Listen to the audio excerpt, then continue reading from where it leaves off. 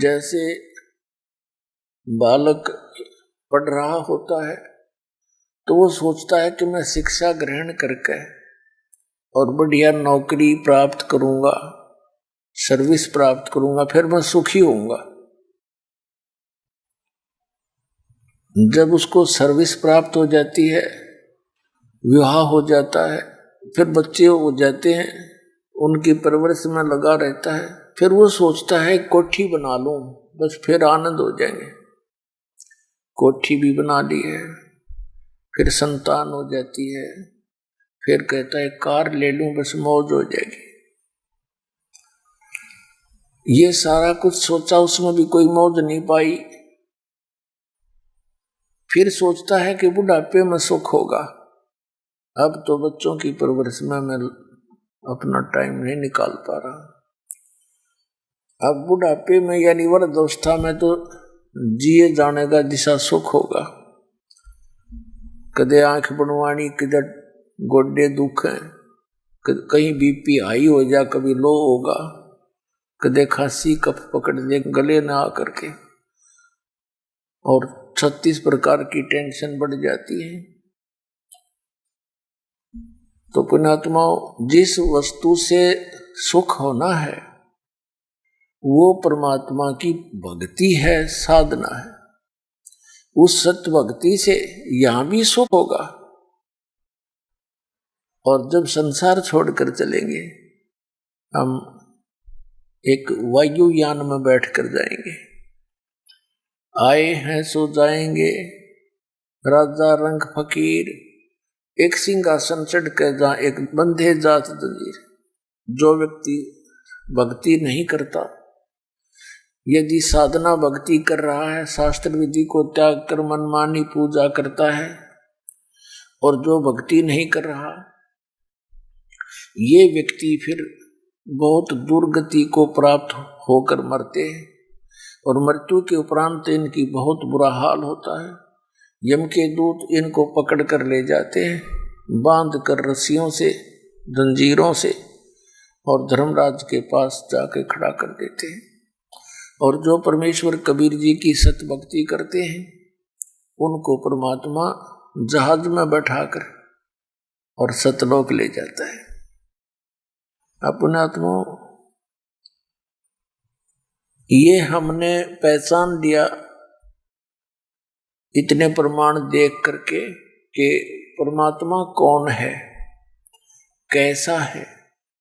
ये हमारे सदग्रंथों ने भी प्रमाण कर दिया, और साथ में उन महापुरुषों ने भी प्रमाणित कर दिया जिनको भगवान प्राप्त हुए। अब जैसे अभी तक परमात्मा के विषय में निराकार ही एक लोकवेद बना हुआ था कि परमात्मा निराकार है, तो ये केवल दंत कथा थी, यथार्थता नहीं थी। आज पुण्यात्मा परमात्मा की कितनी रजा आपके ऊपर है। इस कलयुग के अंदर ये वो समय है, ये कलयुग का वो स्वर्ण युग है, भक्ति युग है। इसमें मोक्ष प्राप्ति होगी, सतलोक मिलेगा। और आपका जन्म मनुष्य का, और मनुष्य जन्म पाकर के फिर आपको ये स्थान मिल गया जहां से मोक्ष होगा, तो धन है आपके माता पिता जिससे जन्म हुआ। आप कितने पुण्यकर्मी प्राणी हो। लाल की कीमत को लाल नहीं जानता, जौहरी को ज्ञान होता है। ये दास जौहरी है, आप उस परमात्मा के लाल हो जिनके विषय में परमात्मा ने कहा गोता मारूं स्वर्ग में और जा बैठूं पैताल, कह कबीर ढूंढता फिरूं अपने हीरे मोती लाल। अब परमात्मा ने आपको शिक्षा दी पूरे विश्व को, और अब उसका तरीका, पहले तो स्वयं आते थे, प्रकट होते थे जगह, एक एक दिन में हजार हजार जगह प्रकट हो करके, और अपने बच्चों को तत्व ज्ञान सुनाया करते थे। उनको चार्ज कर जाते थे, उस भक्ति को करवाते थे, लेकिन कुछ दिनों के बाद हम फिर भूल भाल जाते थे, संसारिक लोगों की बातों में आ जाते थे, और परमात्मा को एक सिंपल संत मानकर हम उससे विमुख हो जाते थे। लेकिन वो दयालु चाहते थे कि इस भक्ति युग तक इनके अंदर भगवान की आस्था बनी रहे और इनके मनुष्य जीवन होते रहे, इनके अंदर परमात्मा की चाह बनी रहेगी।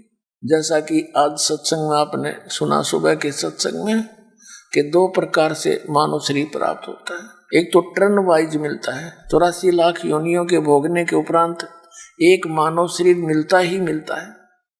यदि उस मानव शरीर में उसको परम संत नहीं मिलते, भक्ति प्रारंभ नहीं होती, तो फिर 184 योनियों का चक्कर उसका फिर शुरू हो जाता है। और दूसरा वो उनको मिलता है जो पहले जन्म में मनुष्य थे, उससे पहले में भी हो सकता वो मनुष्य हो। तो जो ऐसे मनुष्य जीवन से तुरंत मानव शरीर प्राप्त हैं, वो भक्ति में तुरंत लग जाते हैं। उनको चाहे कोई नकली गुरु मिलो, चाहे असली या कोई परंपरागत साधना हो, वो रह नहीं सकते भक्ति में। तो वो परमात्मा ने पहले हमारे साथ ऐसी लीला कर रखी है।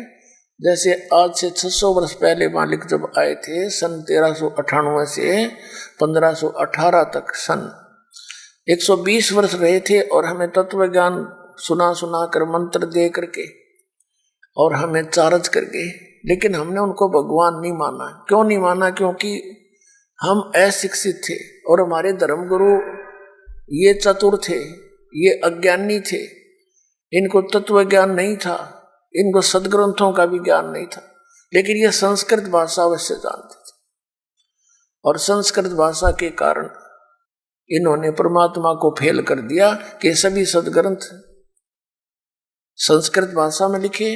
और कबीर तो एक जुलाहा है, धानक है, ये शूद्र जाति का है, ये सदग्रंथों को कैसे समझ सकता है? इसने कोई ब्राह्मण इसको पढ़ा नहीं सकता। और ब्राह्मण ही उस समय शिक्षा के अधिकारी थे अपने आत्मा। लेकिन उस लीला, उस मालिक की लीला ने ये काल क्या जान सकता है? यदि उस समय परमात्मा ब्राह्मण वर्ण में होते और शिक्षा ग्रहण कर लेते और वो ये बातें बताते तो फिर भी किसी ने नहीं मानना था। लेकिन आज ये ना विश्वास होता कि कबीर इज गॉड, तो ये कहने वाले मिल जाते कि ये ब्राह्मण था, इसने संस्कृत पढ़ ली और समझ में आ गई थी, इसने जान लिया होगा उसमें। ये एक न्यारी कृपा करके कहता था कि आज हम उनके सामर्थ्य से ये जान जाएंगे कि कबीर परमात्मा है, क्योंकि उनको संस्कृत का ज्ञान नहीं था, लेकिन सब ग्रंथों का ज्ञान था और अपने सिंपल लैंग्वेज में उसको बोलकर सच्चिदानंद घन ब्रह्म की वाणी, कबीर वाणी में लिपिबद्ध करवा गए थे, जो आज हमारे सामने प्रमाणित है। तो पुण्यात्माओं, सबसे पहले आज के सत्संग में आपको थोड़ा सा ये सिद्ध करते हैं कि परमात्मा साकार है या निराकार। उसके बाद फिर आपको बताएंगे कि मोक्ष होगा कैसे। हमें परमात्मा का भी पता लग गया कि कबीर इज गॉड, और ये भी पता लग गया सदग्रंथों में कि परमात्मा साकार है, मनुष्य दृश्य है। लेकिन वो मिले कैसे, उसकी प्राप्ति कैसे हो, उस लोक में कैसे जाया जा सके जहां जाने के बाद साधक फिर जन्म मृत्यु में कभी नहीं आता, वह परम शांति को प्राप्त होता है। आज का सत्संग ये 2 टॉपिक आपको दिखाएंगे, सुनाएंगे, प्रमाण देंगे। पुण्यात्मा देखो परमात्मा की रजा आपके ऊपर कैसी है। थोड़ी सी गर्मी होती है, परमात्मा बच्चा अपनी प्यारी आत्माओं के अमृत बरसा देते हैं, ठंड सी कर देते हैं कि ताकि ये बच्चे परमात्मा की मेरी महिमा को सुन लें। यदि अच्छी ठंड कर दी तो तुम सारे लटके लेने लग जाओगे, न पूरे बैठे बैठे सोओगे। तो जितनी आवश्यकता है उतना ही अपने बच्चों को डोज देंगे। और पुण्यात्माओं, जिसमें पूरा विश्व इस सत भक्ति को स्वीकार करके और अपने अपने घरों में ये 5 यज्ञ किया करेगा, फिर देखना सतयुग में ऐसा होता था, इतने पुण्यकर्मी प्राणी होते थे, यदि कोई 10 व्यक्ति बैठकर और चर्चा कर देते थे कि भगवान वर्षा नहीं हुई, आपके बच्चे दुखी हो गए, उसी समय परमात्मा वर्षा कर देते थे। यानी कोई अभाव सतयुग में नहीं होता था। पिता से पहले पुत्र नहीं मरता था, स्त्री विधवा नहीं होती थी, अब पुण्यात्माओं जब हमारे कर्म सुधर जाएंगे और जो हम कर्म कर रहे हैं सत सत भक्ति ये पूरा विश्व करेगा तो सब वही सतयुग जैसा ही एक बार फिर से वातावरण होगा। ये तो भगवान ने बोल ही रखा है, तो होगा ही होगा, इसमें को रोक के नहीं सकता। तो ये तरीका अब स्टार्ट हो गया, इसकी प्रारंभ हो गया है अब सतयुग आने का। इस ज्ञान से बात बनेगी। हाहाकार मची हुई है, भाई बहन का प्यार रहा ना माया माया दिखे हैं, सारा दिन दौड़ दौड़ में जीवन जाता है। दो लड़कियां विवाह योग्य होगी, माता पिता की नींद हराम हो जाती है और उधर से रिश्तेदारों तक परेशानियां पैदा हो जाती है। तो एक ऐसा सिस्टम बनाया जाएगा, ये पुरानी परंपराओं को सेट किया जाएगा। ये हमारी भक्ति बाधक है। और ये तो एक जिनको ज्ञान नहीं वो करते हैं ये डीजे पीजे बता। परमात्मा कहते हैं कि झूठे सुख को सुख है यू मान रहा मनमोद, यू सकल से बिना काल का कुछ मुख में कुछ बोध। अब जैसे एक लड़के का विवाह था, सारा परिवार डीजे का नाचर बेगन तार रखा। अगले दिन वो बारात जा रही थी, जिस गाड़ी में दुल्हा था 7-8 उसके साथी थे। एक टैंकर के टकरा के मृत्यु को प्राप्त हो गए, 7-8 आदमी थे उस कार में, सारे मर गए अगले दिन। फिर समाचार पत्रों में उनके चित्र थे, उनकी बहनों के और माता पिता के रोते हुए उनके बाल पाट रहे थे, टक्कर मार रहे थे। अब बजा ले डीजे। ये नानक साहिब जी को कहा करते लोग कि आप कभी खुशी नजर नहीं आते, मायूस से रहते हो। तो वो कहा करते ना जाने काल की कर डारे, किस विध ढल जा पासावे, और जिनाते सरते मौत खुड़क दी उन्होंने केड़ा हंसावे। या ना जाने कब के बिजली गिर जा, अरिया डांस से नाचे। ये शराब नशे में कर सकता है ये आदमी ऐसे काम, होश वास में ये गलती नहीं कर सकता, विशेषकर भगत तो कर ही नहीं सकता। और भगत होकर ऐसा करता फिर उसका भक्ति का कोई रंग चढ़ा नहीं, वो तो संसार के ही रंग में रंगा हुआ है। तो नानक साहिब जी से फिर पूछा करते थे, हे भगवान क्या आप कभी प्रसन्न नहीं होते, आप कभी खुशी नहीं मनाते।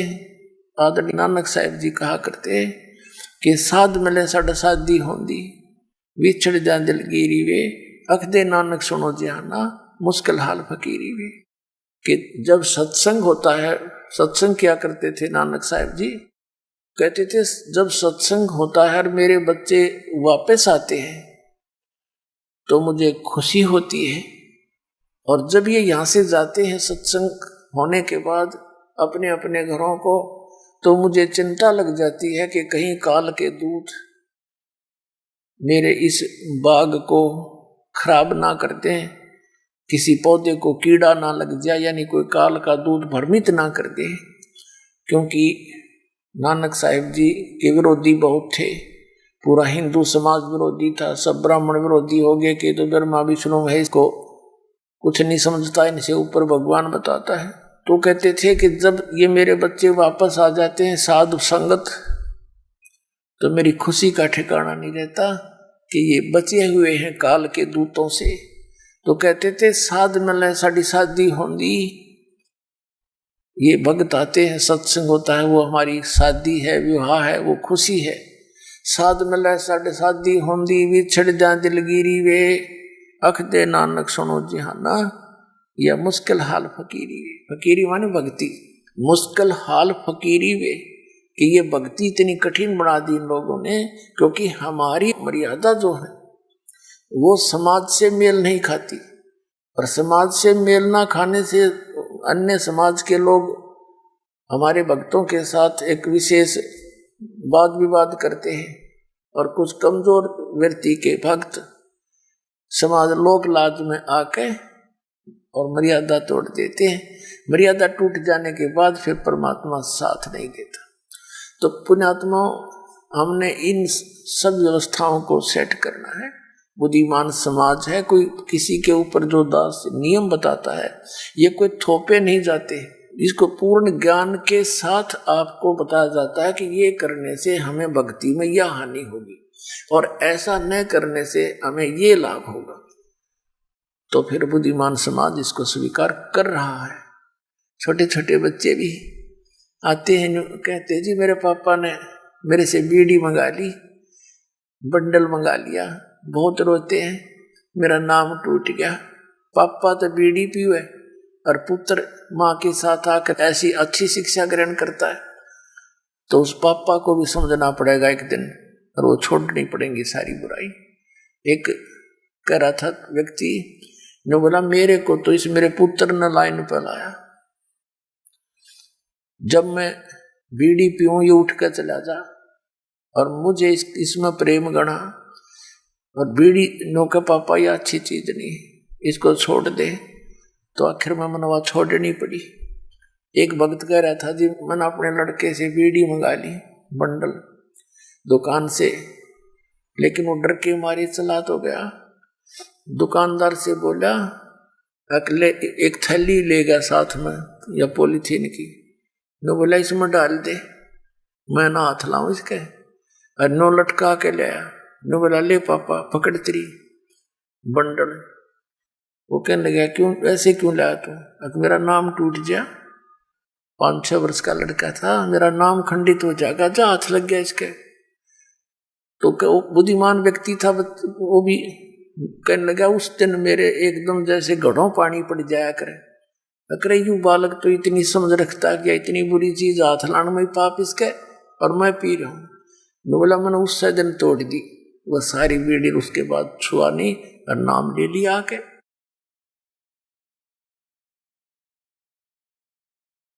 तो पुण्यात्मा ऐसे सुधार हो गए। पुण्यात्मा ये शराब कोई पीने की चीज है। एक बार दास दिल्ली के अंदर सत्संग करने गया था, पाठ करने की, तो उनका एक चाचा था, वो उनके घर से थोड़ा बाहर साइड में रहता था। उसकी चाची आई, रोने लगी बुरी तरह। तो मैंने कारण पूछा माँ भैया क्यों रो रही है बहन बेटी? उसने बताया जी मेरा चाचा पालम एयरपोर्ट पे अच्छी सर्विस करता है और सारी की शराब पी जाता है। इनके घर पे कई बार तो आटा भी नहीं होता, यहाँ से ले जाती है। आज से लगभग 10-12 वर्ष पहले की बात है। वो कह रहा था ये लगभग 20,000 रुपये लेता है और कर्जा कर रखा है इसने शराब पी के। अपने आत्माओं वो छोटी छोटी बच्ची थी, उसकी 3-4 लड़कियां थी, लड़का नहीं था। तो वो लड़कियां भी बताती हैं कि महाराज जी मेरा पापा आया करे ना जब घर पे, हम तो आते मेरी माँ को पीटे, हम माँ को छुटाते हैं तो हमें भी पीटता है। वो बड़े वाली थी 12-13-14 वर्ष की। वो कहती थी मैं तो अपनी माँ के ऊपर गिर जाती हूँ जब मेरी माँ को पीटता है, और मेरी छोटी बहनें चारपाई के नीचे घुस जाती है डर की मारी। बताओ, अरे जिस पापा ने उन बच्चों को सीने से लगाना चाहिए था और वो इस शराब पी का आवे और वो उससे छुपते फिरे। अब शाम फिर हम अगले दिन सुबह सुबह जा रहे थे घूमने के लिए, 3 दिन का पाठ करते थे, मेरे साथ 2-3 भक्त थे। तो वो बहन रास्ते में खड़ी पाई और कहने लगी जी, और गेल उसकी सास आई, कहने लगी जी आ जाओ थोड़ी देर बैठ कर जाओ, चाय पानी बनावांगे। हम बैठ के हम चल, इसका पति आया हुआ है उसने कुछ समझा दो। हम वहां जाकर बैठ गए, हम उसके आंगन से मैं बैठ गए। गर्मियों का दिन था, सुबह सुबह छाया थी, सूर्योदय हुआ ही था, और वो जा रहा था घूमन फिरन सैर सपट्टे को, उसकी इंतजार में हम बैठ गए। उधर से उस बहन ने चाय बनाने के लिए एक डेगची चढ़ा दी चूल्हे पे, पानी डाल लिया और उसने उसके नीचे अग्नि जला दी। घर पर ना चीनी ना चा ना दूध। अब वो उस चूल्हे द्वारा बैठी लकड़ी जला, कम से कम आध घंटा हो गया। तो हमने सोचा, मैं कहा भाई क्या ना वो आया, और माँ बेटी हम भी घूम आते हैं, वो फिर मिल लेंगे उस तरह के। और हमने सोचे थे माँ चलिए चाय चढ़ा रही है, चाय पी के चलेंगे, हम नो ज्यादा देर लगा दी। तो हम कहने लगे उठ के हम चला, उसकी सास को हम माई हम घूम आते हैं। तो उसकी माई बोली बेटी चाय लावा न महाराज जी जावे हैं। वो रोने लगी बैठ के, शर्मा जी ने पतीला भी चढ़ा दिया, डेगची चढ़ा दी, नौकर ने भाई कोशिश की तो नो बोली जी ना चीनी ना दूध ना चाय की पत्ती। तो हम उठ कर चले, माँ बेटी तेरी हमने पिए ली, नो सोच ले जब तेरी भावना ऐसी है तो। फिर उसको समझाया काफी मारा निकम्मे, एक बात बता, तेने सामने बच्चों के लिए लेकर आना चाहिए कुछ फल फ्रूट, इतनी बढ़िया नौकरी तू करता है और तेरे बच्चे तुझे देख कर ऐसे छुप जाते हैं। तो वो बिना पिए था तो उसने सारी बात मान ली, आगे समझ में सच। तो उसने 2 दिन छुट्टी ले ली, सत्संग सुना, पुण्यात्माओं उसने उपदेश ले लिया। फिर तनख्वाह ठीक थी, तीसरे महीने मोटरसाइकिल कढ़ा ली, स्कूटर, बच्चा ने बढ़िया कपड़े लाया और ठीक ठाक घर की सेटिंग कर ली। तो ऐसे इस ज्ञान से धीरे धीरे सुधार होगा, क्योंकि हमारे आसपास बुराई घनी फैल गई। तो जो ना बुराई करना चाहते बच्चे वो बुराई में अग्रसर हो गए। और जब ये सच्चा ज्ञान और इस प्रकार का माहौल बढ़ेगा तो जो बुराई कर रहे हैं वो भी छोड़ देंगे, इन्हें उनको छोड़नी पड़ेगी। या कोई कर्ण का काम है, नाश कर्ण का, इज्जत नहीं, गली में पड़ा पड़ा कुत्ते मुत्ते उसके मुंह पे, ऐसा बुरा हाल। तो इस प्रकार ये ज्ञान सुधार में होगा। तो अब हमने सबसे पहले आपको दिखाते हैं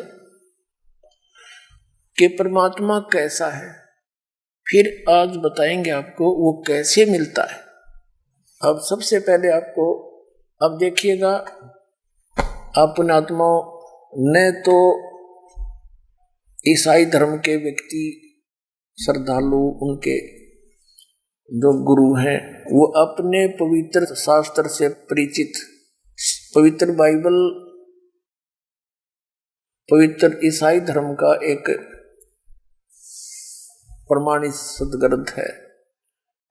और वो क्या बताता है, और ईसाई धर्म के अंदर कौन सी लोकवेद चल रहा है कि गॉड इज फॉर्मलेस, परमात्मा निराकार है। और पवित्र बाइबल क्या बताता है, देखिए पवित्र बाइबल, संपूर्ण अध्ययन बाइबल, ये है संपूर्ण बाइबल। इसके प्रबंधक संपादक हैं डेविड स्टुअर्ट, अंग्रेजी में प्रधान संपादक Donald C Stamps M division DV, संयुक्त संपादक जे वेस्ले आदम्स PhD, संपादक ये सारे इनके, फुल लाइफ स्टडी बाइबल। अब इसकी कति स्टार्ट में बिल्कुल उत्पत्ति के अंदर ये देखिएगा, ये सृष्टि यहां से शुरू होती है, इसके यहां से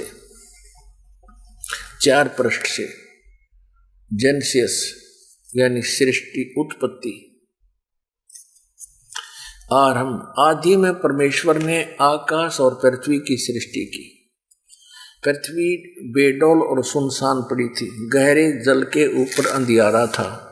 परमात्मा का आत्मा जल के ऊपर मंडराता था।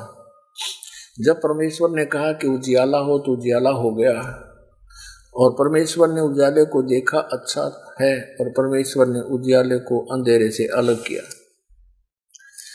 और परमेश्वर ने उजियाले को दिन और अंधियारे को रात कहा। सांझ हुई, भोर हुआ, इस प्रकार ये पहला दिन हुआ। तो ऐसे फिर ये दूसरा दिन हुआ और कुछ रचना की, फिर तीसरा दिन हुआ, ऐसे कुछ, अब चौथा दिन। यहाँ फिर सांझ हुई, भोर हुआ, चौथा दिन हुआ। अब हम यहाँ आ जाते हैं 5वें दिन पर। भोर हुई, ये प्रश्न नंबर 5 पे यहाँ लिखा है कि सांझ हुई, भोर हुआ, और इस प्रकार ये 5वां दिन। अब हम 6वां दिन पढ़ाएंगे।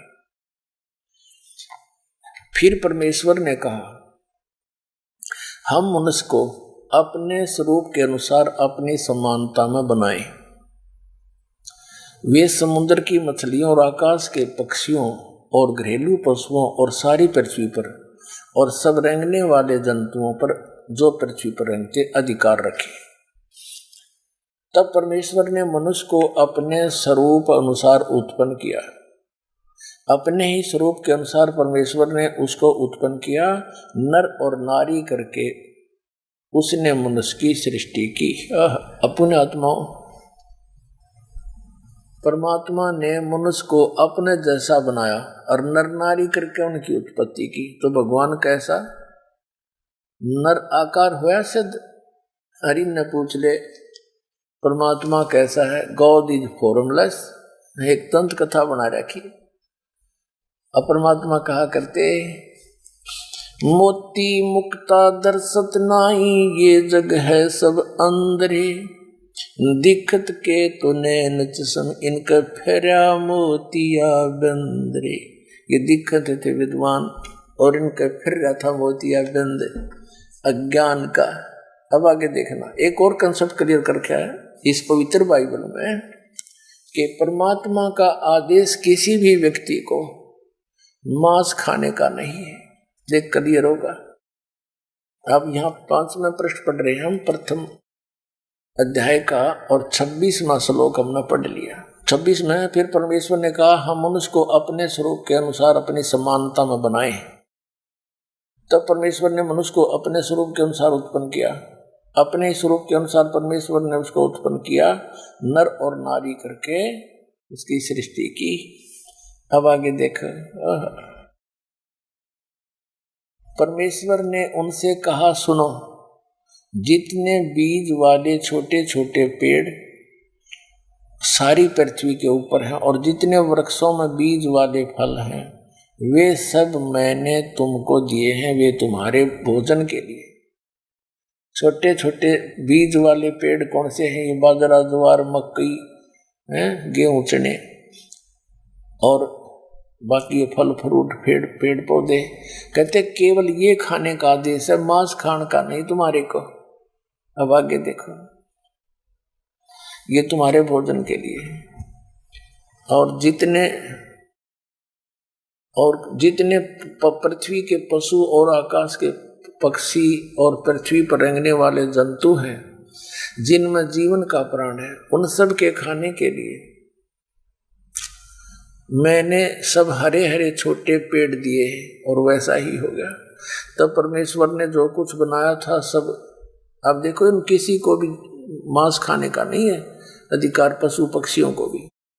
तब परमेश्वर ने जो कुछ भी बनाया था देखा, सबको देखा तो क्या देखा? बहुत अच्छा है। सांझ हुई, भोर हुई, फिर यो इस प्रकार 6वां दिन हो गया। इस प्रकार यूं आकाश और पृथ्वी और उसकी सारी सेना का बनाना समाप्त हुआ।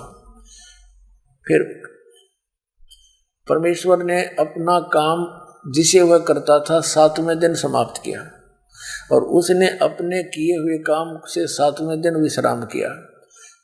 और परमेश्वर ने 7वें दिन को आशीष दी और पवित्र ठहराया, क्योंकि उसमें उसने सृष्टि की रचना करके सारे काम से विश्राम लिया।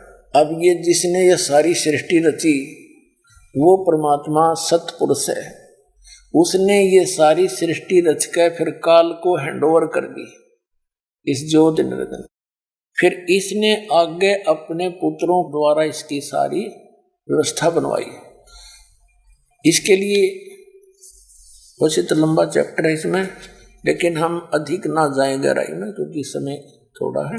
तो हमने ये सिद्ध हो गया कि परमात्मा ने एक तो मांस खाने का आदेश नहीं दिया और मनुष्य को अपने जैसा बनाया, तो परमात्मा भी मनुष्य जैसा ही है। यानी 6 दिन में सृष्टि रची और 7वें दिन विश्राम दिया। पवित्र बाइबल ने सिद्ध कर दिया कि God is in man form, परमात्मा मनुष्य सदृश है। उसकी स्वरूप की स्थिति तो कबीर परमेश्वर ने अपनी बताई रखी है कि वहाँ जीव आत्मा जाती है, हंस आत्मा, उसका तो इतना नूर होता है, इतना तेज होता है शरीर का, 16 सूर्य जितना प्रकाश ओनली पूरी बॉडी का। और नर मनुष्य जैसा ही है। और परमात्मा का एक रोमकूप में, एक रोम में समझो, बाल में या रोमकूप समझो, करोड़ सूर्य मिला दे, करोड़ चंद्रमा, इतनी एक रोमकूप की शोभा है परमात्मा की। वो इतने समर्थ है।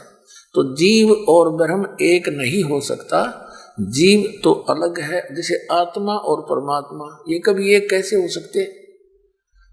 एक जैसे मनुष्य भी, मनुष्य जो है एक मजदूर व्यक्ति है, एक राजा है, दोनों ही मनुष्य हैं, लेकिन उनके समर्थता में बहुत अंतर है। ऐसे ही आत्मा और परमात्मा में भिन्नता है। अब इसके साथ साथ आप किसी मुसलमान धर्म से के किसी श्रद्धालु से पूछिए परमात्मा कैसा है, कहते हैं परमात्मा तो बेचून है, बेचून माने निराकार। और पवित्र कुरान शरीफ हमें क्या संकेत दे रही है, देखिए ये कुरान शरीफ है, इसके विषय में लिखा है कि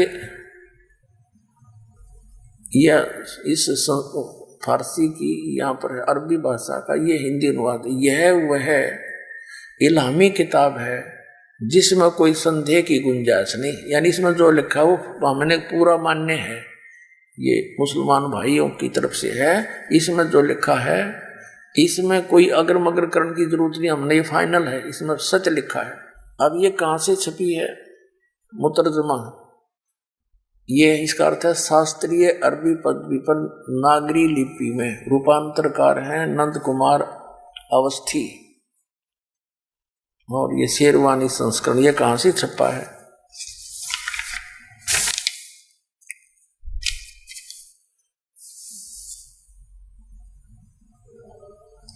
ये कुरान शरीफ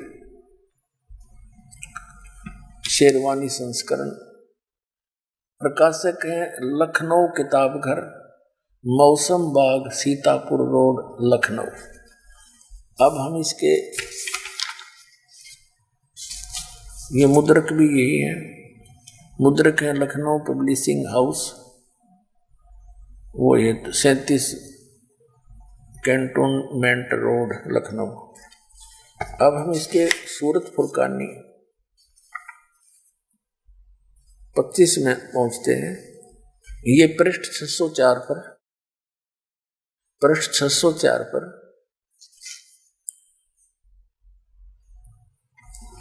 और ये कुरान शरीफ सूरतुल फुरकानी, ये सूरत फुरकानी 25 इसका। यहां हम नीचे देखेंगे ये 52 नंबर आयत, इसमें लिखा है, ये तो अरबी भाषा को एज इट इज देवनागरी लिपि में लिखा है, जैसे रोमन भाषा में अंग्रेजी में लिखा करें हिंदी को, ये ऐसे लिखा है, फला तुतियल काफिरन व जाहिदों बिही जिहादन कबीरन। अब इसमें कंसेप्ट कति क्लियर है, ये कबीर शब्द है। कबीरन जैसे संस्कृत में जैसे उत्तमम लिखते हैं, उत्तमम वो मैं हटा दिया जाता है, लास्ट वाला अलंत वाला उत्तम रह जाता है, तो ऐसे कबीरन ये कबीर शब्द है सीधा। इसका कंसेप्ट थोड़ा सा और क्लियर करना पड़ेगा।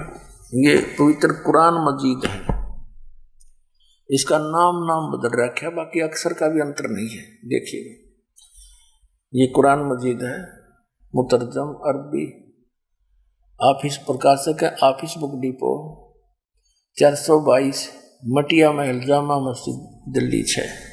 हिंदी मुतरजम माँ और बिन मतन तजुर्मा यानी अनुवाद मौलाना फतेह मोहम्मद खान साहिब जालंधरी, तो सही मौलाना अब्दुल मजीद सरवर साहिब, प्रकाशक Farid book depot private limited, नई दिल्ली इतने।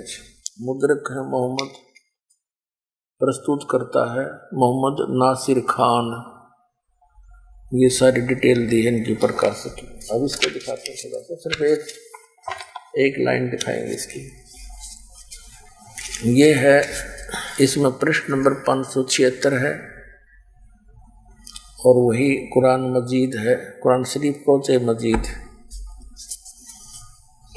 ये सूरत फुरकानी, सूरतुल फुरकानी 25, इसके उसी तरह नीचे ये तो एजडिज पूरी उर्दू में, अरबी भाषा को उर्दू भाषा में लिखा है और इससे फिर हिंदी में लिखा है, फला तुतियल काफिरन ने जाहिदों बिही जिहादन कबीरा।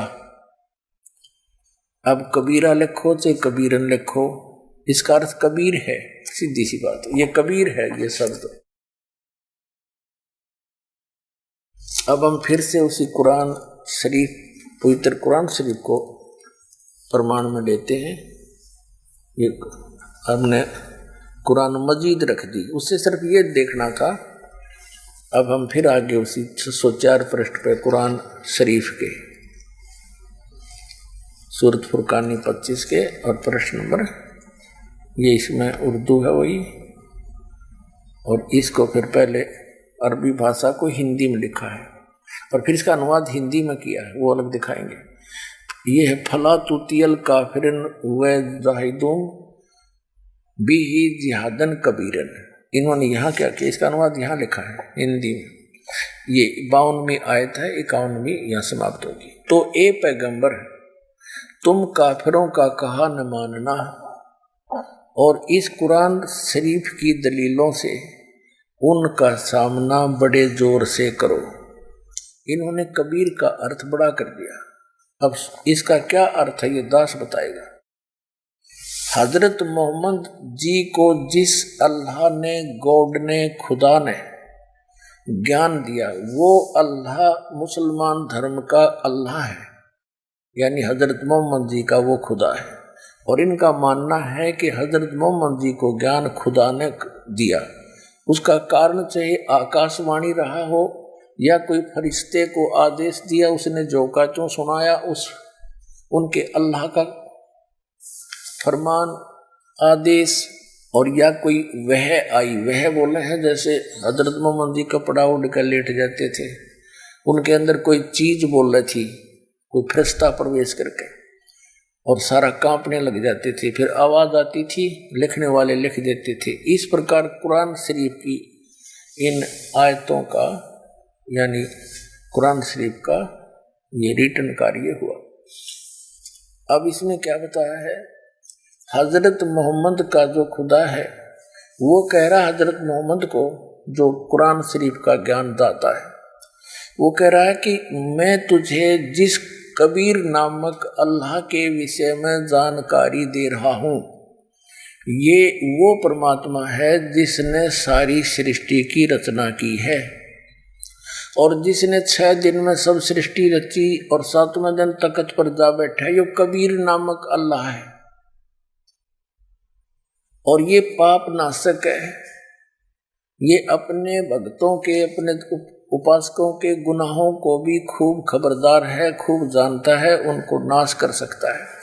तो उसकी खबर, जिसने 6 दिन में सृष्टि रची, 7वें दिन तख्त पर जा विराजा, वो परमात्मा कबीर है। उसकी खबर किसी बाखबर से पूछ देखो। बाखबर माने तत्वदर्शी संत से, यानी वेल नोन, पूर्ण परिचित परमात्मा का पूर्ण परिचित संत हो, उससे पूछो। कुरान शरीफ का ज्ञान दाता उस परमात्मा के विषय में ज्ञान नहीं जानता, वो कहता है उस परमात्मा के बारे में किसी तत्वदर्शी संत से पूछ ले, और वो ही है जिसने सारी सृष्टि रची, सब मनुष्य जीवों की उत्पत्ति की और 6 दिन में सृष्टि रचकर 7वें दिन तख्त पर जा विराजा, वो कबीर अल्लाह है। इसी प्रकार श्रीमद् भगवद गीता अध्याय नंबर 4 के श्लोक नंबर 34 में गीता ज्ञान दाता भी कंप्लीट ज्ञान नहीं रखता उस परम पिता के बारे में। उसने भी यही कहा है कि उस तत्व ज्ञान को, जो परमात्मा के विषय में जानकारी कंप्लीट है जिसमें, उस ज्ञान को तू तत्वदर्शी संतों के पास जाकर समझ। जो कुरान शरीफ का ज्ञान दाता है वही श्रीमद् भगवत गीता का ज्ञान दाता है, ये समझ लेना। अब आपको फिर दिखाते हैं, देखिएगा।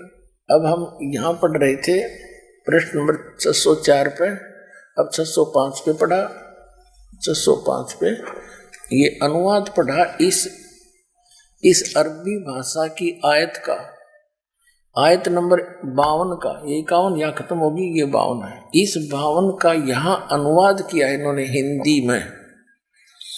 अब कुरान शरीफ का ज्ञानदाता कहता है, तो ए पैगंबर यानी ए हजरत मोहम्मद, तू काफिरों का कहा ना मानना। जो कबीर को परमात्मा नहीं मानते वो काफिर हैं, वो अन्य देवी देवताओं की पूजा करते हैं, बुतों की, जो ना उनको लाभ दे सकते ना हानि कर सकते।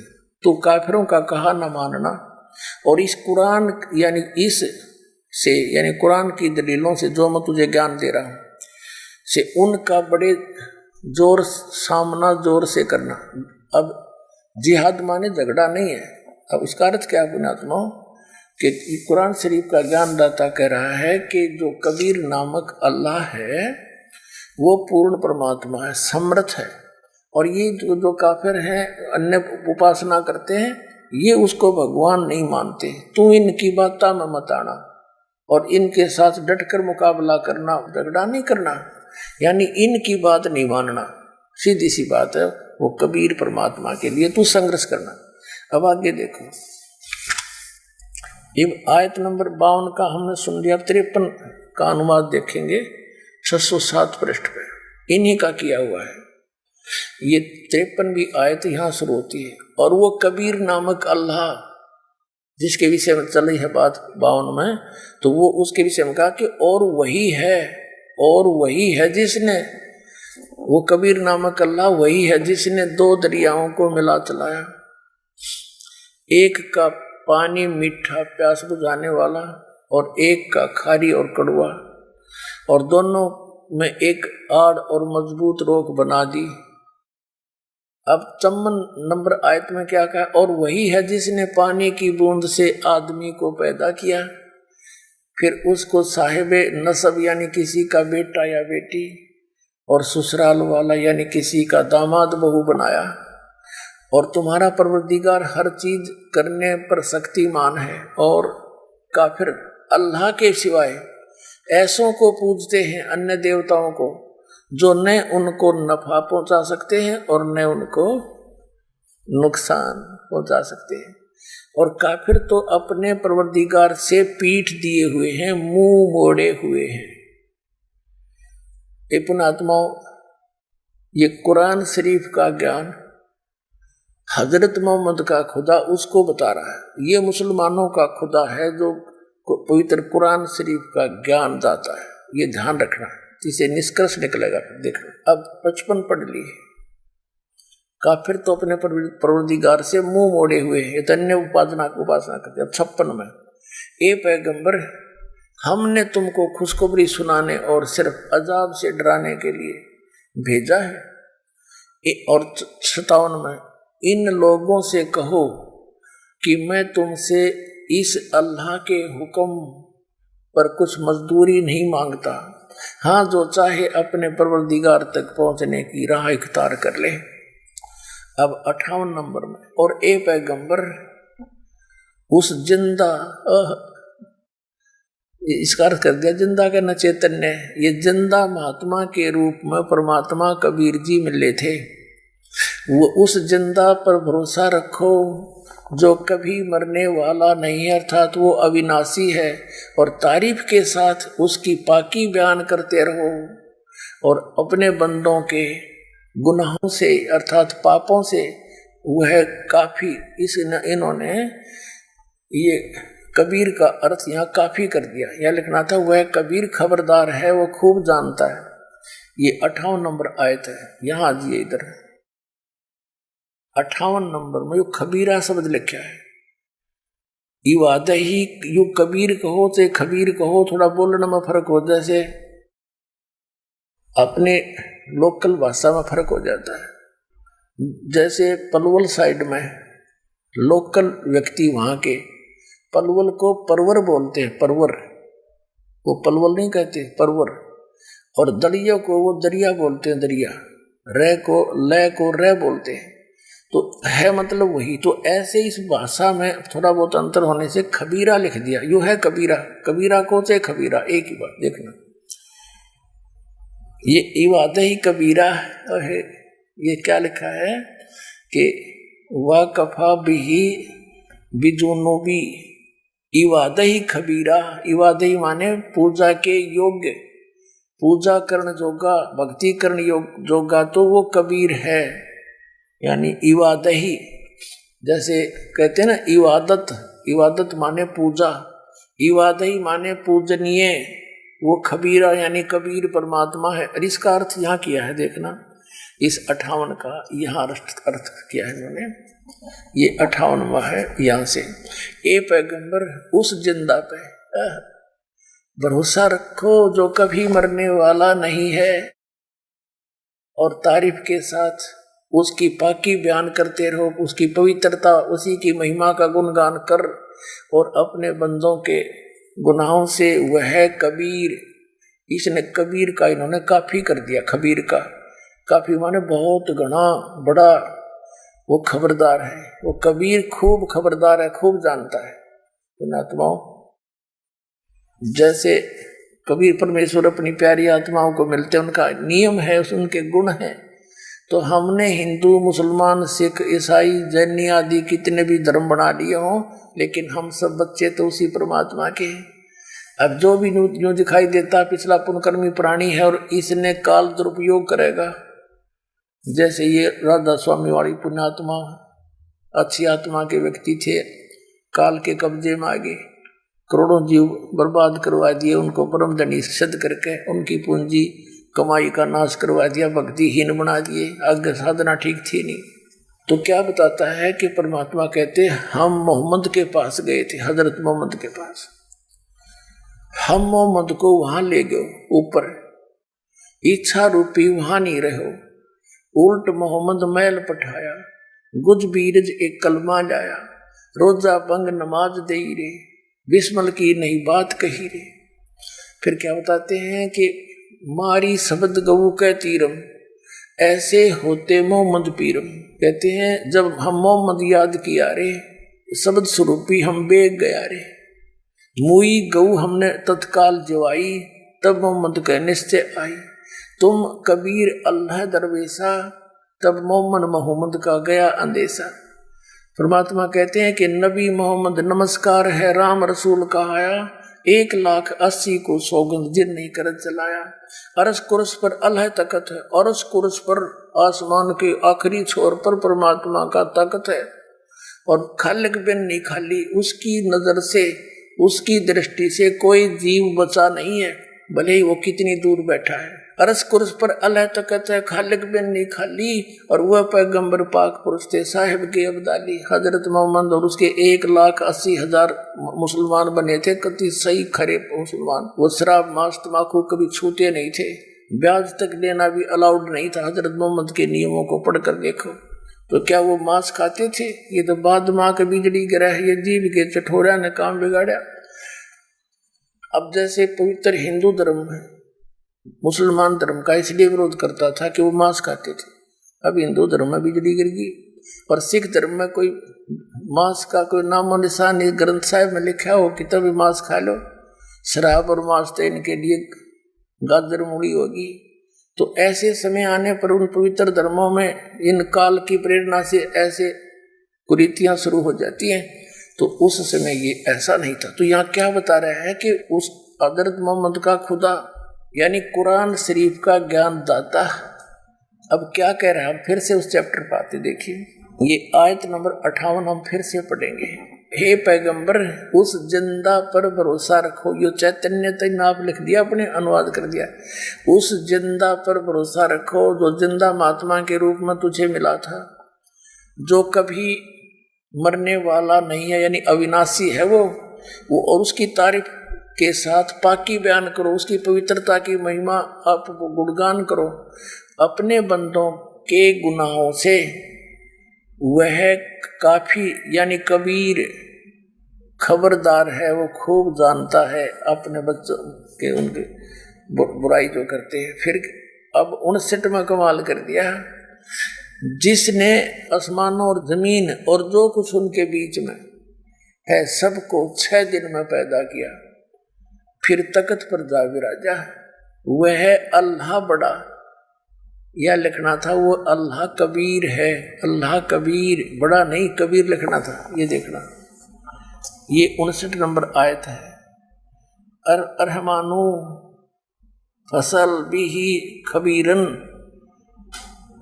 अरहमानु माने वो बड़ा रहमान दयालु है, खबीरन बिही का अर्थ बड़ा होता है, और कबीरन माने वो कबीर है। या देखो ये लिखा है कि वो बड़ा रहमान है, जिसने आसमानों और जमीन और जो कुछ उनके बीच में है सबको 6 दिन में पैदा किया, फिर तकत पर जा विराजा। वह अल्लाह बड़ा, वह अल्लाह कबीर रहमान है, दयालु है। तो उसकी खबर किसी बाखबर यानी इल्म वाले से, तत्वदर्शी संत से पूछ देखो। ये 59 नंबर आयत है। पुण्यात्माओं, इन दोनों पवित्र सदग्रंथों ने रल मिलकर, पवित्र बाइबल ने, पवित्र कुरान शरीफ ने रल मिलकर ये सिद्ध कर दिया कि परमात्मा साकार है, नर आकार है, सशरीर है, उसका नाम कबीर है। दो धर्मों के सदग्रंथों ने तो सिद्ध कर दिया। अब अपने हिंदू धर्म के, पवित्र हिंदू धर्म के उन पवित्र सदग्रंथों में सिद्ध करते हैं कि परमात्मा कैसा है, उसका नाम क्या है। पवित्र वेदों में अब ऋग्वेद के 4-5 श्लोक हैं, कति कंसेप्ट क्लियर कर देंगे कि वो कबीर परमात्मा है और वो मनुष्य जैसा है और वो ऊपर तीसरे मुक्ति धाम में यानी धूलोक के तीसरे पृष्ठ पर रहता है और उसका बंदी छोड़ नाम है कबीर। बंदी छोड़ पाप नाशक है। अभी दिखाते हैं, देखिएगा। ये है ऋग्वेद मंडल नंबर 9 और 10 इकट्ठा ही अनुवाद है। और ये अनुवाद भी पुण्यात्माओं एक और कमाल की बात है, इस पवित्र ऋग्वेद के अनुवाद करता भी वही व्यक्ति है जो भगवान को निराकार मानते हैं और अपने हाथ से परमात्मा ने इनकी कर कमल से लिखवा दिया। दाता ने आपके लिए रहम कराया और स्पष्ट करवा दिया। ये आर्य समाज महर्षि दयानंद सरस्वती द्वारा आर्य समाज की स्थापना हुई और महर्षि दयानंद के ही चेलों ने और महर्षि दयानंद ने वेदों का अनुवाद कर रखा है और महर्षि दयानंद और उसके अनुयायी परमात्मा को निराकार मानते हैं, वो किसी अवतार को भी नहीं मानते। आइए अब हम उन श्रद्धालुओं के अनुभव जानते हैं जो जगत गुरु तत्वदर्शी संत रामपाल जी महाराज जी से दीक्षा प्राप्त कर चुके हैं तथा उनके द्वारा बताए गए भक्ति मार्ग पर चल रहे हैं। जी नमस्कार। नमस्कार। क्या नाम है आपका? शाहिना गर्ग। साइना जी, कहाँ से आए हो आप? डिस्ट्रिक्ट शिमला, हिमाचल प्रदेश। क्या करते हैं आप? मैं ग्रेजुएट हूँ, अब पढ़ाई कर रही हूँ, आगे एमए कर रही हूँ। संत रामपाल जी महाराज से नाम दीक्षा लेने से पहले आप क्या भक्ति साधना करते थे? जैसे रोजे रखना, नमाज पढ़ना, उस तरह से करती थी। तो मतलब मुझे परमात्मा की खोज थी कि परमात्मा कौन है, तो मैं उसी तरह से साधना करती, लेकिन मुझे कोई लाभ नहीं होता था उससे, मतलब उल्टा और दिक्कतें परेशानियाँ रहती थी। किस प्रकार की समस्या थी आपको? मतलब भूत प्रेत की समस्या होने लग गई थी। किसी ने मतलब कर दिया था, जब दिखाने गए किसी को तांत्रिक के पास तो उन्होंने कहा कि पीर वगैरह छोड़े हुए हैं, जैसे मुसलमान धर्म में होते हैं, मुसलमानी पीर छोड़ा हुआ है। तो सब देखने गए तो सब यही बोलते थे कि ठीक हो जाएंगे, मतलब जंतर वगैरह धुनी वगैरह दे देते थे, तो ठीक नहीं हो पाती थी मैं, मतलब थोड़े टाइम ठीक होंगी फिर वही हाल हो जाती थी। फिर मैंने एक हिंदू धर्म में शादी की, तो हिंदू धर्म में शादी करने के बाद जो उस वहाँ पे जो परंपरा है, जिस तरह की देवी देवताओं की पूजा करते हैं, वो भी करती थी। मैं क्या शायद यहीं पे परमात्मा मिल जाए, तो वहाँ पे भी कोई लाभ नहीं होता। 3-4 महीने थोड़ा ठीक रही, उसके बाद फिर वही दिक्कत होने लग गई। उसी मुसलमानी पीर जो लगाया हुआ था वो दिक्कत होने लग गई। तो मेरे ससुर मुझे दिखाने ले जाते थे, कभी तांत्रिक के पास, पंडितों के पास, तो सब यही कहते थे कि ठीक हो जाएगी, ठीक हो जाएगी। फिर वो दे देते, जंतर वगैरह दे देते, फिर थोड़े टाइम में वो ख़राब हो जाते थे, फिर करते थे फिर और करवाना पड़ेगा, फिर से जंतर लगवाना पड़ेगा, फिर बहुत ज़्यादा पैसा खर्च हो रहा था, सब कुछ मतलब दिक्कतें इतनी मैं मेंटली परेशान बहुत हो गई थी, घर से भाग जाती थी। मतलब मुझे बहुत दूर से पकड़ के भी लेके आते थे घर वाले कि पता नहीं कहाँ चली जाती है, बहुत दिक्कत, आर्थिक स्थिति भी ठीक नहीं थी फिर हमारी। फिर उसके बाद हमारे रिलेशन में ही है शिमला में, उन्होंने संत रामपाल जी महाराज जी से नाम दीक्षा ली हुई है पहले से, तो हम उनके पास गए कि इस तरीके से प्रॉब्लम होती है तो अब क्या करें। फिर उन्होंने कहा कि आप संत रामपाल जी महाराज जी की शरण में जाइए, आपको कुछ नहीं होगा, आप ठीक हो जाओगे। फिर हमें कुछ अजीब सा लगा कि नहीं, ये ऐसा नहीं हो सकता। जैसे हम अब अपने तरीके से करते थे साधनाएं, तो हमें कुछ ठीक नहीं लगता था। फिर हम घर चले गए, उन्होंने हमें किताब दी, ज्ञान गंगा पुस्तक दी, तो हम उसे लेके घर चले गए। 3-4 महीने वो किताब वैसे ही रही, हमने पढ़ी भी नहीं। फिर मतलब वो भूत प्रेत इतना परेशान करने लग जाता था। तांत्रिक घर पे आए, उन्होंने कहा कि यहाँ पे कुछ है कि जो इस लड़की को परेशान कर रहा है, पीछे से ही है, मतलब मायके से ही, पीछे से ही है, किसी ने किया हुआ। तो हमने वो पुस्तक भी नहीं पढ़ी थी। मतलब जब बहुत ही ज़्यादा दिक्कत होने लगी, फिर मैंने अपने हस्बैंड को कहा कि कुछ तो इस किताब में होगा, कि हम देख तो ले एक बार।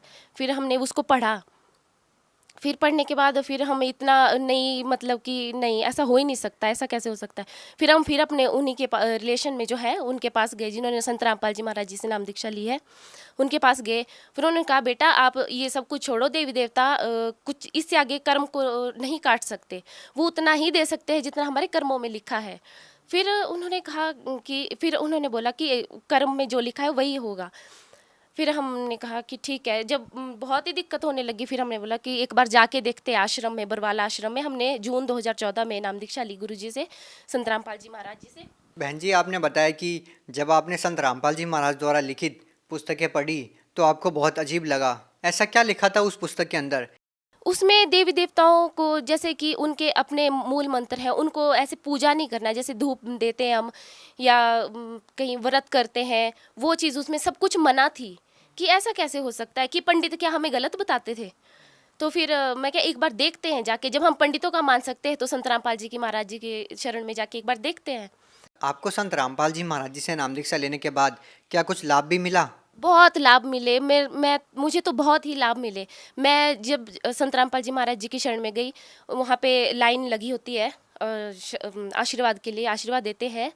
तो उन्होंने जैसे आशीर्वाद दिया, सिर पे हाथ रखा, उन्होंने कहा ठीक, सब ठीक हो जाएगा, सिर्फ इतना ही कहा, सब ठीक हो जाएगा।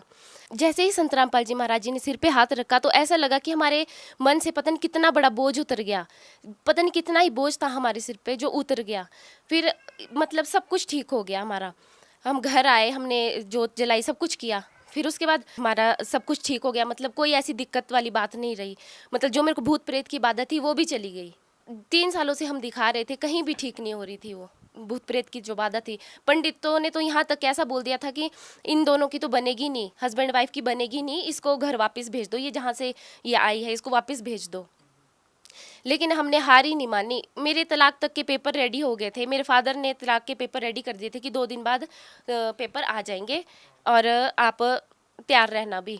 पर हमने हार ही नहीं मानी। हम फिर संत रामपाल जी की शरण में चले गए। हमने कहा कि अब जब इतने के पास गए तो उनके पास जाके भी देखते हैं। तो हम आपसे जानना चाहते हैं कि संत रामपाल जी महाराज से नाम दीक्षा लेने के बाद आपका जो तलाक होना था, क्या वो हुआ? नहीं जी, आज हमारी शादी को 6 साल हो गए हैं। तो वो मतलब संत रामपाल जी महाराज जी की शरण में आने से वो बला ही टल गई सारी। और क्या क्या लाभ हुए? और हमारी आर्थिक स्थिति ठीक हो गई। मेरे हस्बैंड की जॉब नहीं होती थी, उनकी जॉब पहले पानीपत में लगी, कॉन्ट्रैक्ट पे लगे थे, 2-2.5 साल तक रहे। आज वो परमानेंट जॉब पे करनाल में लगे हैं।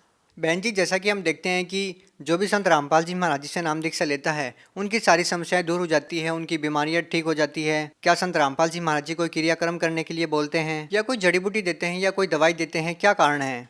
ना ही वो कोई जड़ी बूटी देते हैं, ना ही वो कोई झाड़ा लगाते हैं, वो कुछ नहीं करते। वो सिर्फ जो हमारे शास्त्रों में जो साधना लिखी गई है उसे वो सही तरीके से हमें बताते हैं कि हमारे शास्त्रों में ये लिखा है, आप सही साधना करिए। देवी देवताओं को पूजना नहीं है, वो आदर के योग्य है, उन्हें आदर देना है, उन्हें सम्मान करना है।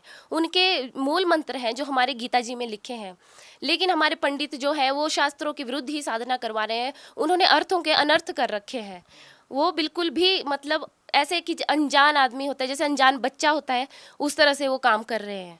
आप भगत समाज को क्या संदेश देना चाहते हैं? भगत समाज को यही संदेश देना चाहूँगी कि आप संत रामपाल जी महाराज जी की शरण में आइए, पूर्ण मोक्ष उन्हीं से मिलेगा। वही शास्त्रों के अनुसार सही साधना बता रहे हैं।